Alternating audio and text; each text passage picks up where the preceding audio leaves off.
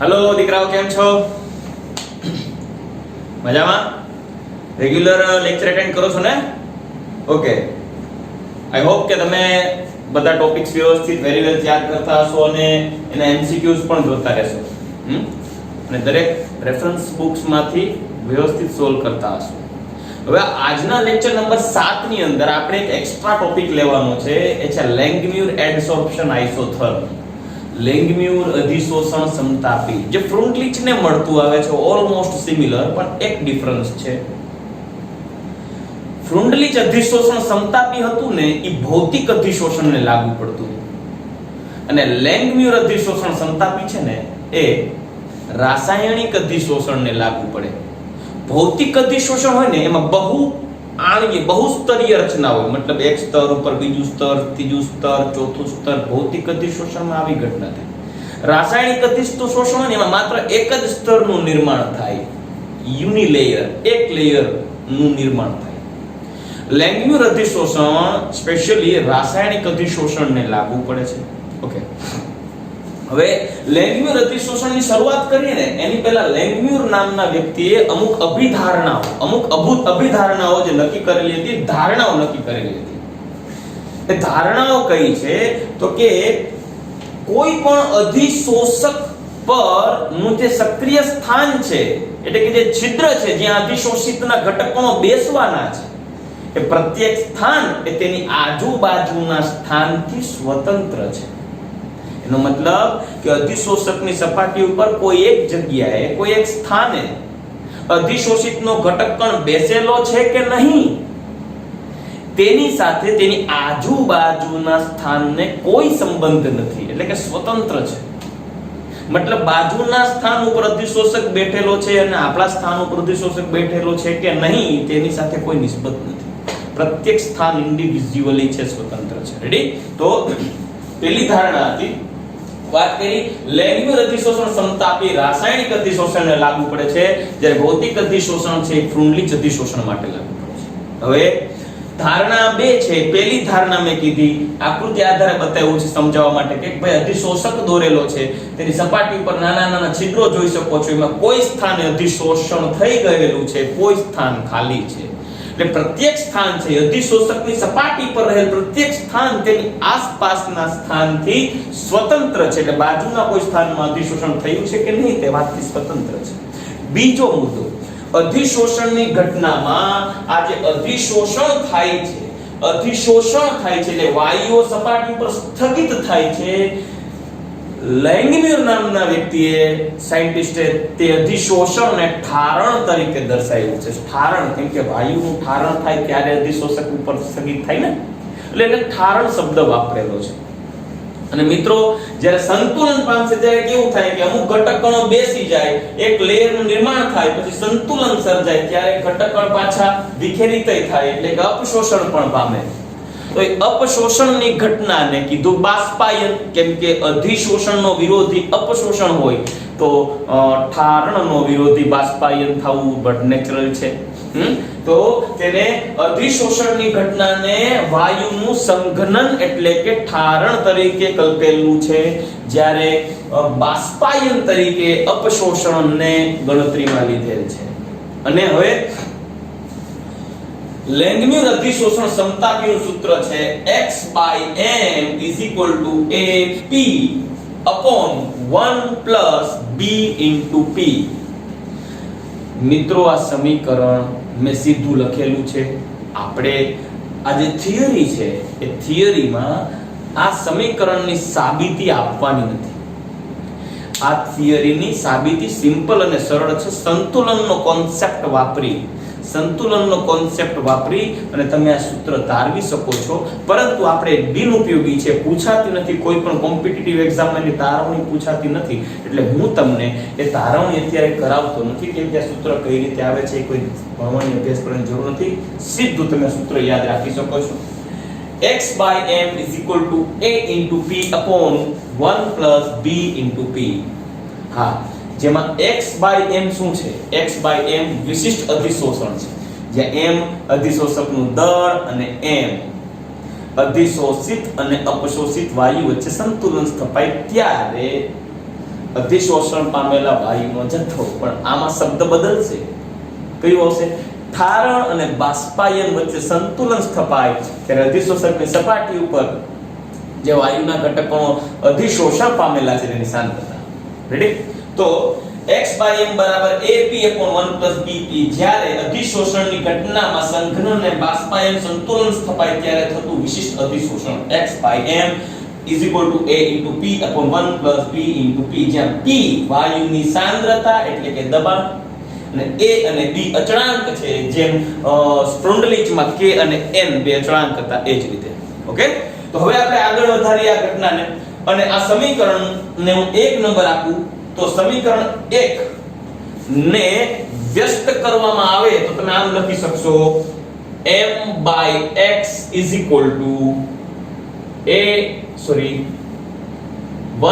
+ B/P/A/P થશે આવું. Ready? તો હવે આને આપણે બાયફર્કેટ કરીએ તો m/x = 1/A/1/P આમ પણ લખી શકાય વત્તા B/P/A/P.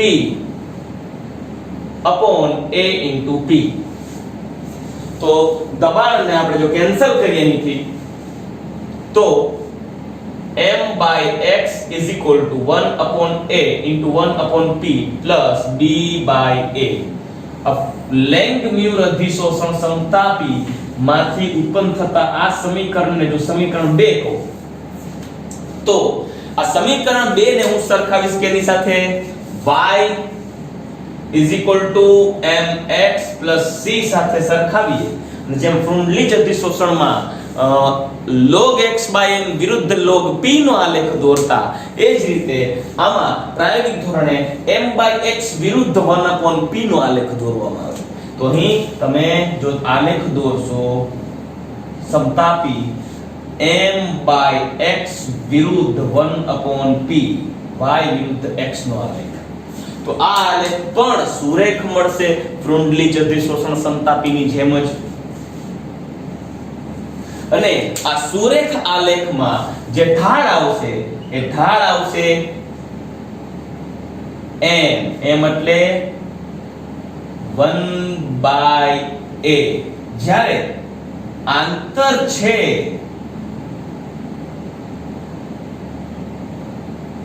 c એટલે b/a. ઢાળનું મૂલ્ય ને આધારે તમે a ને સબ્જેક્ટ બનાવી અને a નું મૂલ્ય જાણી શકો અને આંતરછેદના મૂલ્યમાં તમે a નું મૂલ્ય મૂકી અને b નું મૂલ્ય પણ જાણી શકો. તો આ કંઈક મળતું આવે છે ફ્રુન્ડલીચ અધિશોષણ સમતાપીને. બે સિમિલર થિયરી છે પણ બેમાં ફરક છે. ફ્રુન્ડલીચ અધિશોષણની મર્યાદા છે. ફ્રુન્ડલીચ અધિશોષણમાં ભૌતિક અધિશોષણ માટે ઉપયોગી છે જ્યારે રાસાયણિક અધિશોષણ માટે ઉપયોગી છે. અને ફ્રુન્ડલીચ અધિશોષણમાં જે મર્યાદા છે ઊંચા દબાણે નીચા દબાણે જે ઘટના થાય છે, ઊંચા દબાણે અધિશોષણમાં વિચલન જોવા મળે છે, આ વાતને અહીં લેંગમ્યુરે ક્લિયર કરી દીધી છે તેના સમીકરણમાં જ મર્યાદા મૂકીને કે ભાઈ આ સમીકરણમાં ઊંચા દબાણે અને નીચા દબાણે આવી ઘટનાઓ થશે. કઈ ઘટનાઓ થશે આપણે આગળ ચર્ચા કરીએ. તો આપણે મિત્રો એક વસ્તુ જોઈ ગયા હતા. શું? જ્યારે નોર્મલી તમે x/m વિરુદ્ધ p નો આલેખ દોરશો કોઈ અચળ તાપમાને તો એ આલેખ આપણે કંઈક આવો જોવા મળતો હતો, યાદ હોય વક્ર. અને કોઈ અતિ ઊંચા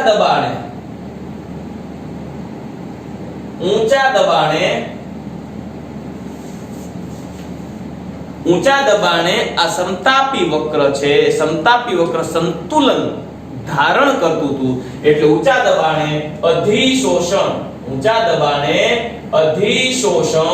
શું થઈ જતું હતું? સંતુલિત. અધિશોષણ સંતુલિત થઈ જતું હતું. જ્યારે નીચા દબાણે તમે જોશો તો અધિશોષણ દબાણના વધારા સાથે ઝડપથી વધતું, મતલબ દબાણના વધારા સાથે અધિશોષણનો સમતાપી આલેખ વક્ર બની અને ઊંચા દબાણે અધિશોષણની ઘટના દબાણથી સ્વતંત્ર બની જતી હતી અને પરિણામે વક્ર સ્વરૂપે તમને આલેખ મળે છે. તેને આપણે શું કીધું હતું? અધિશોષણ સમતાપી. પણ આ ફ્રુન્ડલીચની જેમ લેંગમ્યુર અધિશોષણ સમતાપીનો જે આલેખ છે એ પણ સુરેખ મળે છે y mx c ને આધારે સરખાવીએ તો, પણ લેંગમ્યુરે એના સમીકરણમાં જ ચોખવટ કરી દીધી છે. શું કે જો ફ્રુન્ડલીચના મતાનુસાર ફ્રુન્ડલીચે કીધું કે જો લેંગમ્યુરના મતાનુસાર જો દબાણ ખૂબ નીચું હોય અને પહેલી પરિસ્થિતિ કીધી કે જો દબાણ ખૂબ નીચું હોય તો આ સમીકરણમાં કિંમત મૂકીએ x by m is equal to a into p upon 1 plus b into p માં નીચા દબાણનું મૂલ્ય ખૂબ નીચું હોવાથી, ખૂબ ઓછું દબાણ હોય તો b into p નો ગુણાકાર પણ ખૂબ નાનો હશે, કેમ કે દબાણનું મૂલ્ય ખૂબ નાનું છે. તો ખૂબ નીચા દબાણે 1 is more and more greater than b into p, so we can ignore this b into p. મતલબ b into p ના મૂલ્યને અવગણીએ તો તમે આવું લખી શકો ખૂબ નીચા દબાણે x by m is equal to a into p, પરંતુ a તો અચળાંક છે તો a ને તમે દૂર કરો તો x by m proportional to p, જે દર્શાવે છે કે એના સમીકરણમાં જ એને ચોખવટ કરી દીધી કે જે દર્શાવે છે કે જો નીચું દબાણ હશે તો અધિશોષણ દબાણના સમપ્રમાણમાં હશે. મતલબ અહીંયા સુધીની ઘટનાની વાત કરીએ તો અહીંયા સુધીની ઘટના નીચા દબાણે અધિશોષણ x by m proportional to p. આ ઘટના થઈ. હવે એને બીજી એક વાત પણ ચોખવટ કરીને કરી દીધી છે કે જો દબાણ ઊંચું હશે તો x by m is equal to a into p plus 1 plus b into p upon, so at high pressure ઊંચા દબાણે ખૂબ ઊંચું દબાણ હોવાથી b into p નો ગુણાકાર મોટો આવશે. એથી 1 is very less than b into p. શા માટે? એકનું મૂલ્ય ખૂબ નાનું બનશે કેમ કે દબાણ ખૂબ ઊંચું રાખેલું છે. આથી જો દબાણ ખૂબ ઊંચું હશે, આપણે ખૂબ ઊંચું દબાણની વાત કરીએ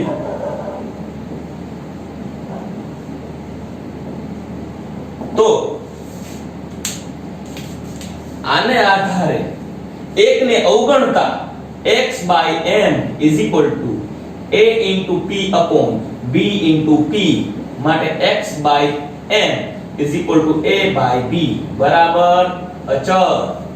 મતલબ ખૂબ ઊંચા દબાણે અધિશોષણની ઘટના દબાણથી સ્વતંત્ર થઈ જશે. આ વાત લેંગમ્યુરે પોતાના સમીકરણમાં જ કીધેલી છે, જે સૈદ્ધાંતિક પુરાવાઓ પણ આપે છે, જે ફ્રુન્ડલીચ અધિશોષણમાં નહોતું જોવા મળતું. તો સૈદ્ધાંતિક રીતે પણ આ સાબિત થાય છે.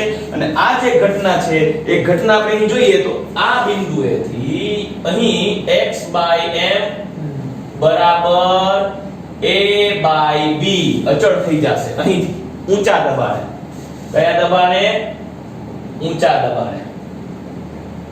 તો આ વાત લેંગમ્યુરના અધિશોષણ સમતાપીમાં જ રજૂ કરે છે. રેડી? તો આ જે પોઈન્ટ થઈ ગયો છે લેંગમ્યુર અધિશોષણ સમતાપી.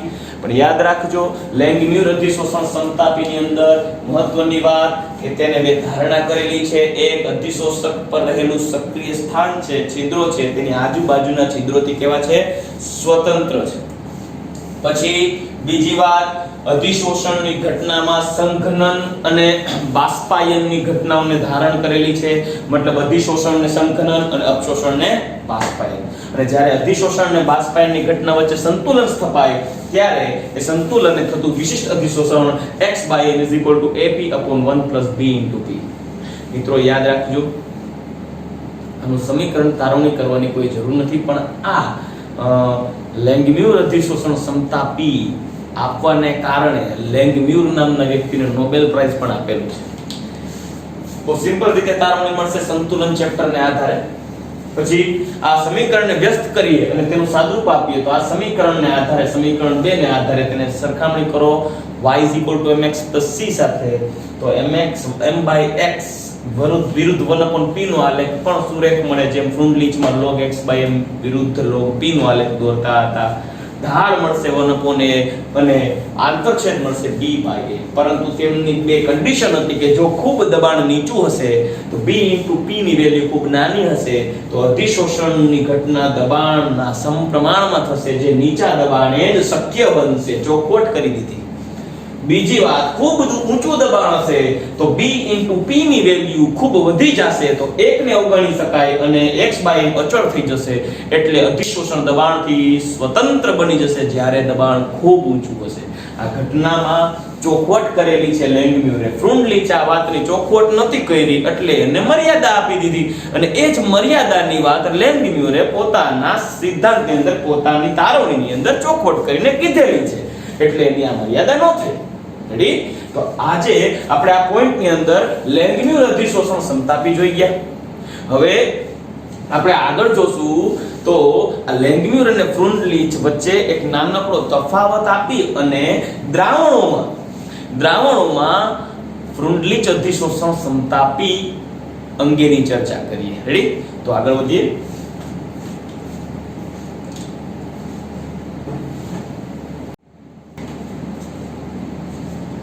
તો ચાલો દીકરાઓ, હવે આપણે ફ્રુન્ડલીચ અધિશોષણ સમતાપી અને લેંગમ્યુર અધિશોષણ સમતાપીને આપણે અલગ અલગ જોઈ ગયા, પણ આપણે એક તફાવત સ્વરૂપે જો લઈએ ને તો એને ટૂંકમાં મેં એક તફાવત આપેલો છે કે ફ્રુન્ડલીચ અધિશોષણ સમતાપી ભૌતિક અધિશોષણને લાગુ પડે ને લેંગમ્યુર અધિશોષણ સમતાપી છે રાસાયણિક અધિશોષણને લાગુ પડે. ફ્રુન્ડલીચ અધિશોષણ સમતાપીની અંદર બહુઆણવીય સ્તરોની રચના થાય છે, બહુસ્તરીય રચના. જ્યારે રાસાયણિક અધિશોષણમાં એક જ આણવીય સ્તર હોય. જો એને આકૃતિ દ્વારા દર્શાવવા જાવ ને તો આને હું જો અધિશોષક કહું તો રાસાયણિક અધિશોષણ અને ભૌતિક અધિશોષણમાં ભૌતિક અધિશોષણ બહુ સ્તરીય એક સ્તર ગણીએ ને તેના ઉપર આ બીજું સ્તર, ત્રીજું સ્તર, આ બહુસ્તરીય. જ્યારે આની ઉપર માત્ર એક જ સ્તરની રચના આયોનિક કે સહસંયોજક બંધ દ્વારા સ્થગિત થાય. બીજું સ્તર નો રચાઈ શકે રાસાયણિક અધિશોષણમાં, કેમ કે પ્રથમ સ્તર જ અધિશોષક સાથે આયોનિક બંધ કે સહસંયોજક બંધ બનાવી ગયો. હવે એના ઉપર પ્રથમ સ્તર ઉપર બીજું સ્તર અધિશોષણ પામે તો તે અધિશોષક સાથે રાસાયણિક બંધ ન જ બનાવી શકે ને, કેમ કે એક સ્તર તો રાસાયણિક બંધથી અધિશોષકના ઘટક કણોને બાઇન્ડ કરી દીધેલા છે. કદાચ બીજું સ્તર રચાય ને તો ભૌતિક અધિશોષણ થાય, રાસાયણિક અધિશોષણ નહીં થાય. રેડી? એટલે જે રાસાયણિક અધિશોષણ છે એ એક આણવીય હોય, ભૌતિક અધિશોષણ બહુઆણવીય હોય. બંનેના સૂત્રો છે x/m k * p⁴ અને x/m a * p/1 + b * p. log લગાડીએ તો log x/m log k + 1/n log p. જ્યારે m/a m/x 1/a * 1/p + b/a. બંનેના આલેખો દર્શાવેલા છે. ત્યારબાદ મર્યાદા ફ્રુન્ડલીચની દર્શાવેલી છે કે જો 1/n બરાબર 1 હોય તો x/m proportional to p થશે અને ઊંચા દબાણે 1/n = 0 થાય તો x/m બરાબર અચળ, એટલે ઊંચા દબાણે અધિશોષણ દબાણથી સ્વતંત્ર. જ્યારે અહીં નીચા દબાણે x/m બરાબર ap, જે લેંગમ્યુરે પોતાના જ સિદ્ધાંતની અંદર પોતાના જ થિયરીની અંદર દર્શાવી દીધું છે, બરાબર? તો x/m proportional to p અને ઊંચા દબાણે x/m બરાબર a/b, એટલે દબાણથી અધિશોષણ સ્વતંત્ર. રેડી? તો નેક્સ્ટ ટોપિક ઉપર જઈએ, દ્રાવણમાં અધિશોષણ. અત્યાર સુધી આપણે શું જોતા હતા? ઘન અધિશોષક ઉપર વાયુનું અધિશોષણ. પણ આ જ બધી ઘટના દ્રાવણમાં અધિશોષણ જોવાની છે. સેમ કોપી પેસ્ટ છે.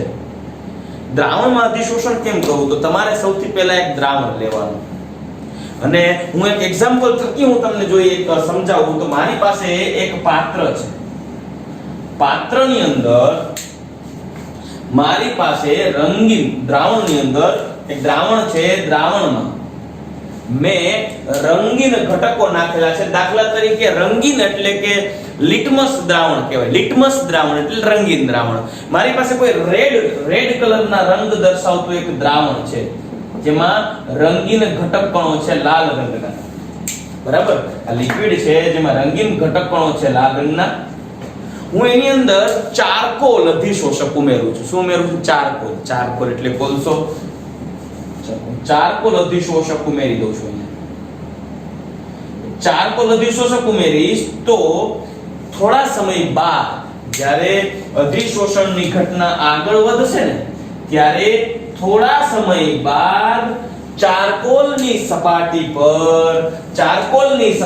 પર એ લાલ રંગના જે રંગકના ઘટક કણો છે એ અધિશોષણ પામશે અને એ ચારકોલની સપાટી ઉપર અધિશોષણ પામી જતા હોવાથી દ્રાવણની સાંદ્રતા એટલે કે રંગની તીવ્રતા દ્રાવણમાં શું કરશે? ઘટાડશે. તો કંઈક આવી ઘટના બની જશે કદાચ.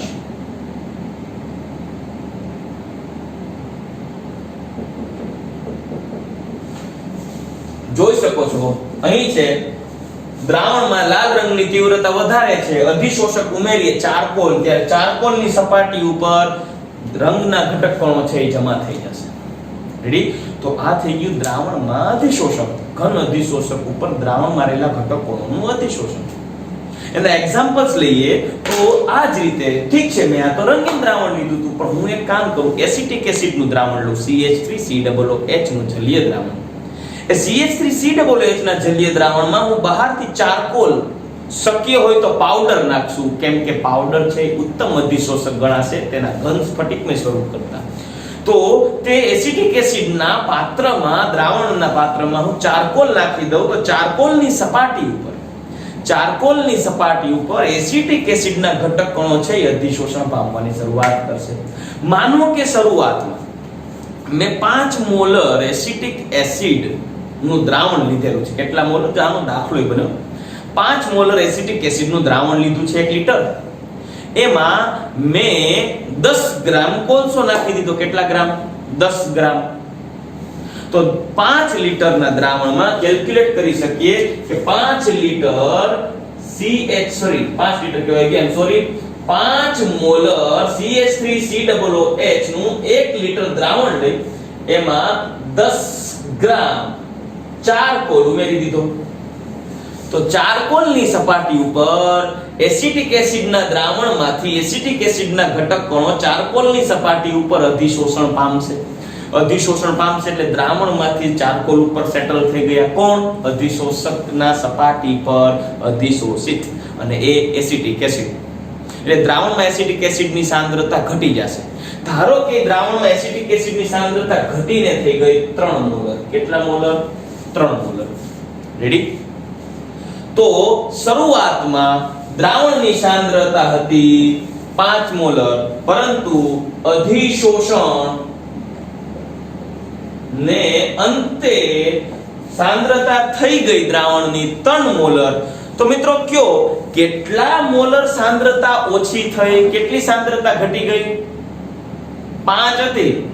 અધિશોષણ થયા બાદ 3 રહી દ્રાવણમાં એસિડિક એસિડની સાંદ્રતા. તો કેટલી ઘટી? 2 મોલર સાંદ્રતા ઘટી ગઈ. તો એ 2 મોલર સાંદ્રતા ક્યાં ગઈ? તો 2 મોલર જેટલા ઘટક કણો છે એ અધિશોષકની સપાટી ઉપર જમા થઈ ગયા. એટલે કે 2 મોલ પ્રતિ લિટર. એટલે 1 લિટર દીઠ 2 મોલ ઘટક. તો હું એમ કહી શકું ને કે 10 ગ્રામ ચારકોલ પર 2 મોલ એસિટિક એસિડ અધિશોષણ પામી ગયા. તો 1 ગ્રામ ચારકોલ પર કેટલા અધિશોષણ પામે? તો એની ગણતરી કઈ રીતે કરશો? તો એની ગણતરી કરાય કઈ રીતે? 2 ના છેદમાં 10 એટલે x/m શું આવશે? 2/10 એટલે 0.2 મોલ. મતલબ ચારકોલ 10 ગ્રામ ચારકોલ ઉપર 5 મોલર એસિટિક એસિડના દ્રાવણમાં 10 ગ્રામ ચારકોલનો ક્યુબ નાખી દો અને અધિશોષણને અંતે દ્રાવણમાં એસિટિક એસિડની સાંદ્રતા 3 મોલર બચે. તેનો મતલબ કે 2 મોલ પ્રતિ લિટર જેટલા દ્રાવણની સાંદ્રતા 10 ગ્રામ ચારકોલ ઉપર અધિશોષણ પામે છે, તો પ્રતિ 1 ગ્રામ કેટલું અધિશોષણ પામ્યું હોય? તો કહી શકો સર 10 ગ્રામ ઉપર 2 મોલ 1 લિટર દીઠ એસિટિક એસિડનું અધિશોષણ થયું, તો 1 ગ્રામ ચારકોલ દીઠ કેટલું? તો 1 ગુણ્યા 2 ના છેદમાં 10, તો 2/10 0.2 મોલ જેટલું અધિશોષણ પ્રતિ 1 ગ્રામ ચારકોલ દીઠ થયું. તેને કહેવાય ચારકોલની સપાટી પર એસિટિક એસિડનું વિશિષ્ટ અધિશોષણ. આ એક એક્ઝામ્પલ, આ રીતનો દાખલો પૂછાઈ શકે. સમજાઈ ગયો દાખલો? છતાં પણ ન સમજાય તો એકવાર ફટાફટ આ રિવાઇઝ કરો પાછા લેક્ચરને, આ પોઈન્ટ ઉપર આવી અને તમે નજર નાખો. છતાંય ન સમજાય તો નંબર તો છે જ, ફોન કરી શકો છો એની ટાઈમ. ઓકે, તો આ ચારકોલની સપાટી ઉપર થતું અધિશોષણ દ્રાવણમાં હજી એક્ઝામ્પલ આપું કે મારી પાસે મેગ્નેશિયમ હાઇડ્રોક્સાઇડના સફેદ રંગના અવક્ષેપ છે, પણ મને ખબર નથી કે મેગ્નેશિયમ હાઇડ્રોક્સાઇડના અવક્ષેપ છે કે નહીં. તો મેગ્નેશિયમ હાઇડ્રોક્સાઇડ MgOH ના અવક્ષેપ ઉપર જો તમે મેગ્નેસોન નામનો ભૂરા રંગનો એક અભિરંજક નાખો જે રંગ આપવા માટે જવાબદાર છે, તો એ અભિરંજક મેગ્નેસોનની સપાટી ઉપર અધિશોષણ પામી અને તેના અવક્ષેપને ભૂરો રંગ આપશે. તો અધિશોષણ દ્રાવણમાં અધિશોષણના ઉદાહરણો થયા. જોઈ શકો છો એસિટિક એસિડના દ્રાવણમાં ટોપિક એવો છે દ્રાવણમાં જોવા મળતું અધિશોષણ અને સમતાપી વક્ર. તો એસિટિક એસિડના દ્રાવણમાં ચારકોલ ઉમેરતા એસિટિક એસિડનું ચારકોલ પર થતું અધિશોષણ દ્રાવણની સાંદ્રતા ઘટાડે તો એ અધિશોષણની ઘટના થઈ. ત્યારબાદ રંગીન દ્રાવણમાં ચારકોલ ઉમેરતા રંગીન કણો છે ચારકોલની સપાટી ઉપર અધિશોષણ પામી દ્રાવણને રંગીન બનાવે. ત્રીજું, મેગ્નેશિયમ હાઇડ્રોક્સાઇડના અવક્ષેપ પર મેગ્નેસોન પ્રક્રિયક અધિશોષણ પામતા તે અવક્ષેપનો રંગ ભૂરો થઈ જાય છે. આ ઉપરાંત અધિશોષણ દ્રાવણમાં અધિશોષણ ઉપર અસર કરતા પરિબળો કયા? સેમ અધિશોષકનો સ્વભાવ, અધિશોષિતનો સ્વભાવ, તાપમાન, અધિશોષણની ઘટના ઉષ્માક્ષેપક હોય પછી ભલે પ્રવાહી કે વાયુ, દ્રાવણમાં હોય કે વાયુમાં હોય, તો તાપમાનનો વધારો અધિશોષણની ઘટનામાં ઘટાડો કરશે. બીજું, તમે જો આપણે દબાણની અસર જોઈ ગયા હતા કે વાયુ અધિશોષિત ઉપર જેમ દબાણ વધારવામાં આવે તેમ અધિશોષણ વધુ થાય, પણ મિત્રો આ તો દ્રાવણ છે, એ તો વાયુ હતું અને વાયુની સાંદ્રતા એટલે એનું દબાણ, એટલે વાયુ ઉપર દબાણ અસર કરે, પણ દ્રાવણમાં અધિશોષણ ઉપર જે ઇફેક્ટિવ ફેક્ટર છે એ થઈ છે સાંદ્રતા. એટલે દ્રાવણ માટે અસરકારક પરિબળ છે સાંદ્રતા અને વાયુ માટે દબાણ. તો દ્રાવણમાં જેમ દ્રાવ્ય પદાર્થની સાંદ્રતા વધશે ને, વધારે હશે ને, તેમ અધિશોષણ વધુ થશે. તો મેઇન ફેક્ટર્સ બતાવ્યા છે અહીં કે તાપમાન વધતા અધિશોષણ ઘટે, સંપર્ક સપાટીનું ક્ષેત્રફળ વધે તો અધિશોષણ વધે. મેં પહેલા કીધું ચારકોલના પાવડરનો યુઝ કરી શકો છો. જેમ વાયુ માટે દબાણ એ જ રીતે દ્રાવણ માટે સાંદ્રતા અધિશોષણ પર અસર કરતા પરિબળ આવશે. ત્યારબાદ અધિશોષક અને અધિશોષિતના સ્વભાવ પર પણ આધાર રાખે છે. રેડી, બંનેના સ્વભાવ ઉપર. તો આ પોઈન્ટ થઈ ગયો એ દ્રાવણમાં જોવા મળતું અધિશોષણ અને તેના ઉપર અસર કરતા પરિબળો.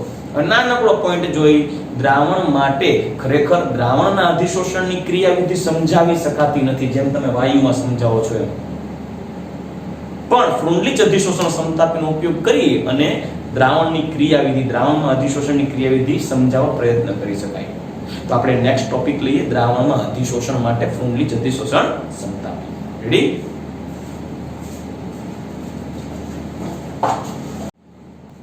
તો ચાલો મિત્રો આગળ વધીએ. હવે ફ્રુન્ડલીચ અધિશોષણ સમતાપી દ્વારા દ્રાવણમાં અધિશોષણની ક્રિયાવિધિ સમજીએ. દ્રાવણમાં અધિશોષણની ક્રિયાવિધિ સમજવી હોય તો ફ્રુન્ડલીચ અધિશોષણ સમતાપીમાં દબાણને બદલે સાંદ્રતાનો ઉપયોગ કરી અને કદાચ સમજાવી શકીએ. તો ફ્રુન્ડલીચ અધિશોષણ સમતાપીમાં દબાણને બદલે સાંદ્રતા લખવું અને દ્રાવણમાં અધિશોષણ સમજાવવા પ્રયત્ન કરીએ તો x/m proportional to c⁴ જ્યાં c સંતુલને સાંદ્રતા એટલે કે દ્રાવણમાં સાંદ્રતા. હવે x/m બરાબર k * c⁴ પણ જેમ ફ્રુન્ડલીચ અધિશોષણ છે મેં તમને કીધું એ પ્રાયોગિક રીતે એ આનુભવિક જ છે, સૈદ્ધાંતિક નહીં. તો આને અનુભવવું પડશે ને. તો કઈ રીતે તમે આ ઘટનાનો અભ્યાસ કરશું. તેની અંદર શું કરવાનું? કાંઈ નહીં, કે કોઈ જ્ઞાત સાંદ્રતા ધરાવતું એસિટિક એસિડનું શરૂઆતમાં દ્રાવણ લઈ લ્યો. એસિટિક એસિડનું દ્રાવણ લ્યો જ્ઞાત સાંદ્રતા વાળું. કોઈ એક ધારી લ્યો, કોઈ એક સાંદ્રતા, અથવા કોઈ નક્કી કરીને સાંદ્રતા બનાવી લ્યો. એમાં 1 ગ્રામ ચારકોલ નાખો એટલે વિશિષ્ટ અધિશોષણ આવી જશે 1 ગ્રામ. અને હવે સમય સાથે સાંદ્રતા તપાસતા રહેજો. શરૂઆતમાં દ્રાવણની સાંદ્રતા છે, હવે 1 ગ્રામ અધિશોષક ચારકોલ નાખ્યા બાદ દર 5 મિનિટે દ્રાવણની સાંદ્રતા તપાસતા જાઓ. એટલે x/m ની વેલ્યુ આવશે. દર વખતે સાંદ્રતાના મૂલ્યમાં દ્રાવણની સાંદ્રતા ઘટતી જશે. ઘટતી જશે કેમ કે બાકીનું શું થઈ જતું હશે? સપાટી ઉપર અધિશોષણ. તો શરૂઆતની સાંદ્રતા અને અમુક પછીની 5 મિનિટ પછી બચેલી સાંદ્રતા, એ બેનો તફાવત લઈ લેવાનો. ધારો કે શરૂઆતની સાંદ્રતા 5 મોલર લીધી, 5 મિનિટ પછી એની સાંદ્રતા થઈ ગઈ 4 મોલર, તો અધિશોષણ 1 મોલર થયું. સમજાય છે? પછી બીજી 5 મિનિટ પછી માનો કે તમારી પાસે દ્રાવણ રહ્યું છે 3.5 મોલર, તો ત્યારની 5 મિનિટની અંદર એ 0.5 મોલર જેટલું અધિશોષણ થયું. એ જ રીતે તમે પ્રયોગ કરતા રહેશો અને આ સૂત્રની અંદર તમે કિંમત મૂકશો. બરાબર? તો હવે આને આલેખની રીતે સમજીએ તો log x/m બરાબર log k વત્તા 1/n log c, અને એનો આલેખ દોરીએ અને કેની સાથે સરખાવવાનું? y mx c સાથે. રેડી? તો હવે એની સરખામણી કરીએ તો આલેખ દોરીએ. log x/m વિરુદ્ધ log c. c એટલે કોન્સન્ટ્રેશન, કેનું? દ્રાવણ. અને એ આલેખ પણ સુરેખ મળશે કેમ કે ફ્રુન્ડલીચ અધિશોષણ સમતાપીમાં log x વિરુદ્ધ log p જોતા આ તો સાંદ્રતા છે એટલે log c. અને તેનો ઢાળ આવશે, એ ઢાળ છે શું આવશે? અહીં જોઈ શકો છો 1/n. ઢાળ આવશે 1/n અને આંતરછેદ આવશે log k. રેડી? તો આ થઈ ગઈ ફ્રુન્ડલીચ અધિશોષણ સમતાપી દ્રાવણ માટે. પણ આ અભ્યાસ માટે CH3COOH ના